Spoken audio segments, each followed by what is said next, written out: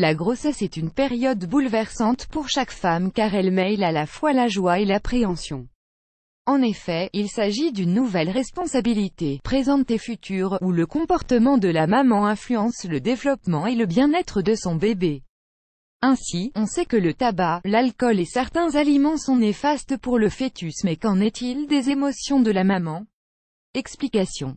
Advertisement play current time minuit, duration time minuit, remaining time minuit, stream type live loaded, 0% progress, 0% minuit, full screen minuit, mute playback ratin, subtitles off, captions off, chapters raters undefined. Toutes les femmes passent par une panoplie d'émotions durant la grossesse, passant du rire aux larmes en une fraction de seconde. La faute, en plus des appréhensions normales, aux hormones de grossesse, la progestérone et l'œstrogène, qui sont responsables de l'instabilité émotionnelle d'une femme enceinte. Alors, bien que ces émotions fassent partie de l'expérience de la grossesse, quelles conséquences ont-elles sur le bébé lorsqu'il est dans le ventre de sa mère? L'impact des émotions sur bébé durant la grossesse. Selon une étude réalisée par 2 chercheurs de l'Université de Rennes, France, les émotions ainsi que l'état psychologique de la mère affectent positivement ou non le développement du fœtus in utero. L'étude met en avant le fait que le fœtus est capable de ressentir et percevoir les stimuli extérieurs, son toucher, grâce à une transmission transnatale, c'est-à-dire du stade fœtal au stade postnatal, qu'il mémorise cette expérience prénatale et surtout que les ressentis de sa mère impactent sa propre capacité à gérer ses émotions dès la naissance. En effet, en fonction des réactions et de l'état émotionnel et psychologique de sa mère, un bébé n'anticipera pas de la même manière les étapes futures de sa vie. Par exemple, si une mère angoisse à l'idée de l'accouchement, son bébé pourra naître en étant tendu et stressé.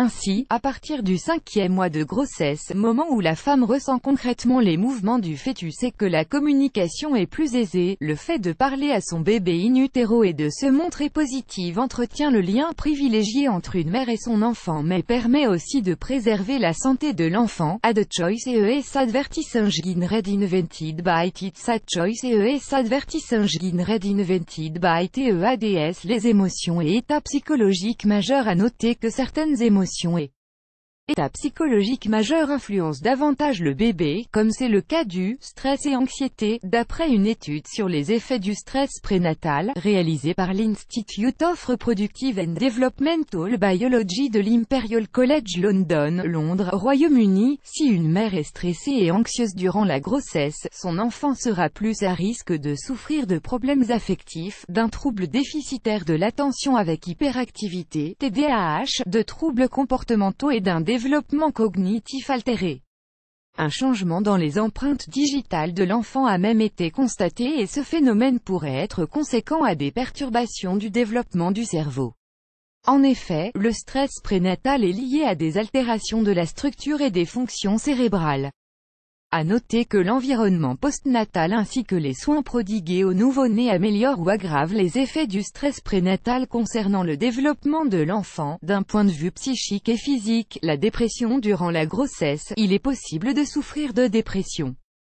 En effet, au vu des changements hormonaux et du stress généré par l'arrivée d'un bébé, changement de vie, rôle de mère, rôle de parent, couple, manque de soutien, etc., certaines femmes enceintes font face à une réelle souffrance. Cette dernière s'illustre notamment par des troubles du sommeil et de l'humeur, une perte ou une augmentation d'appétit, une fatigue extrême, une indifférence totale et une tristesse permanente. Non traitée, cette maladie peut être responsable d'accouchements prématurés mais elle affecte aussi le lien entre la mère et son fœtus, ce qui augmente les risques que l'enfant souffre de troubles de santé émotionnelle par la suite. En outre, la dépression postpartum est également à l'origine de difficultés relationnelles entre un nouveau-né et sa mère et de troubles comportementaux de la part de l'enfant. En effet, d'après une étude américaine de la Northwestern University Feinberg School of Medicine, Chicago, États-Unis, les enfants, dont les parents ont souffert de dépression postpartum, sont plus violents, plus angoissés et ils pleurent plus fréquemment que les autres. Le bonheur et la joie au même titre qu'un fœtus ressent les émotions négatives durant la grossesse, il ressent les émotions positives comme la joie et le bonheur. Ainsi, durant la période de gestation, lorsqu'une femme mange un plat sucré dont le goût lui plaît, le bébé le ressentira aussi. Mais bien plus encore, il a été démontré par les chercheurs de l'université de Lancaster et de Durham au Royaume-Uni, que le bébé était capable de rire et pleurer dans le ventre de sa mère, plus grand que.